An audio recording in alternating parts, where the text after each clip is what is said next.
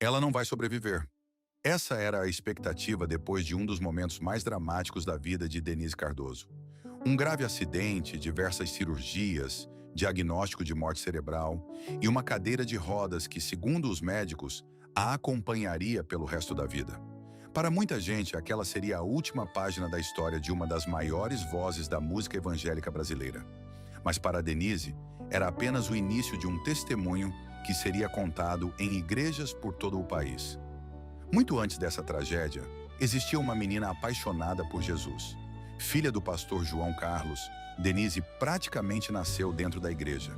Ainda pequena, acompanhava o pai em cultos e campanhas evangelísticas. Como tinha apenas 3 anos, precisava subir em cadeiras ou mesas para que as pessoas conseguissem vê-la enquanto cantava. A cena chamava a atenção por onde passava.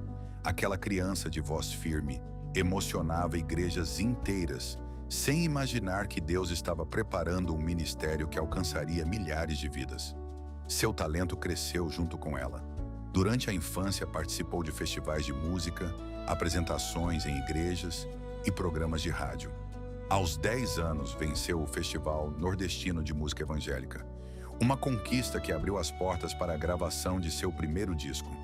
O álbum entrou para a história por ser considerado um dos primeiros projetos infantis totalmente produzidos no segmento da música cristã brasileira. Mas a alegria da primeira gravação veio acompanhada por uma dor profunda. Pouco antes do lançamento do disco, seu pai faleceu. O homem que havia incentivado seus primeiros passos não pôde acompanhar o sucesso que a filha começava a conquistar. Depois da perda, Denise não interrompeu o ministério.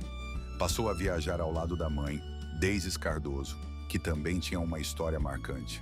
Antes de conhecer o Evangelho, Deises havia sido freira. Após sua conversão, transformou seu testemunho em instrumento de evangelização. Durante cerca de 12 anos, mãe e filha percorreram o Brasil e diversos países da América Latina. Enquanto Denise cantava, Deises compartilhava como havia encontrado Cristo e deixado para trás a antiga vida religiosa. Ainda adolescente, Denise já era um dos nomes mais conhecidos da música evangélica nacional. Suas canções eram executadas em rádios, seus discos circulavam por todo o país e sua agenda de ministrações crescia a cada ano. Aos 15 anos, recebeu um disco de ouro, tornando-se uma das artistas mais jovens da música cristã brasileira a conquistar essa marca. O feito repercutiu fora do meio evangélico e foi destaque em revistas como Veja e Manchete, algo bastante incomum para um cantor gospel naquele período. Quando tinha 22 anos, casou-se com o pastor e jornalista Miguel Maia. Antes de dedicar-se integralmente ao ministério, Miguel era narrador esportivo, mas decidiu abandonar a profissão para viajar ao lado da esposa, anunciando o evangelho. Juntos, apresentavam programas de rádio, dirigiam um curso bíblico por correspondência e realizavam cruzadas evangelísticas em várias regiões do Brasil e também em outros países da América Latina. Pouco tempo depois, nasceu a primeira filha do casal, Diulei. A família vivia uma fase de alegria quando tudo mudou em questão de segundos. Durante uma viagem por Minas Gerais, sofreram um gravíssimo acidente automobilístico. Denise foi quem teve os ferimentos mais severos. Nos primeiros dias, passou por 5 cirurgias e permaneceu em estado crítico. No 4º dia de internação, veio o diagnóstico que abalou familiares e amigos: morte cerebral. Poucos acreditavam que ela sobreviveria, mas no 8º dia, Denise abriu os olhos. Os médicos ficaram surpresos, mas a luta estava longe de terminar.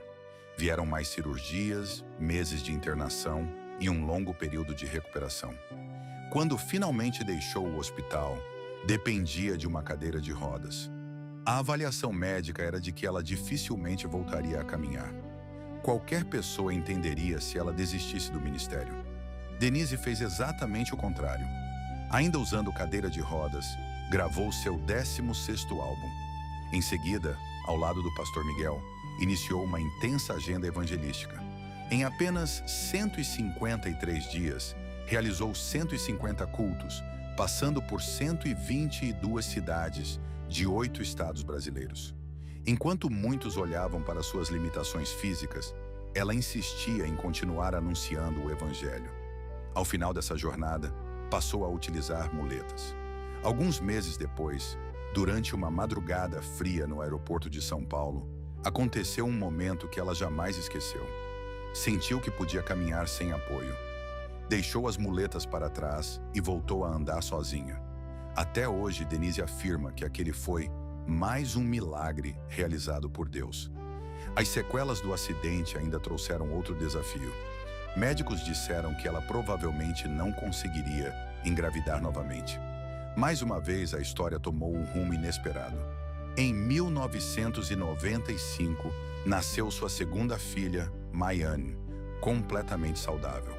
Anos depois, a menina seguiria os passos da mãe, começando a cantar ainda criança e gravando seu primeiro álbum aos 6 anos de idade.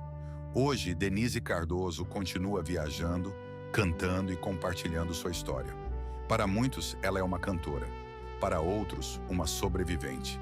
Mas para quem conhece sua trajetória de perto, ela se tornou um símbolo de perseverança, mostrando que uma vida dedicada a Deus pode atravessar perdas, diagnósticos difíceis e limitações sem perder a esperança. Há artistas lembrados pelos sucessos que gravaram. Denise Cardoso também é lembrada pela vida que viveu. Sua história continua inspirando pessoas a acreditar que, mesmo quando tudo parece perdido, Deus ainda pode escrever um novo capítulo.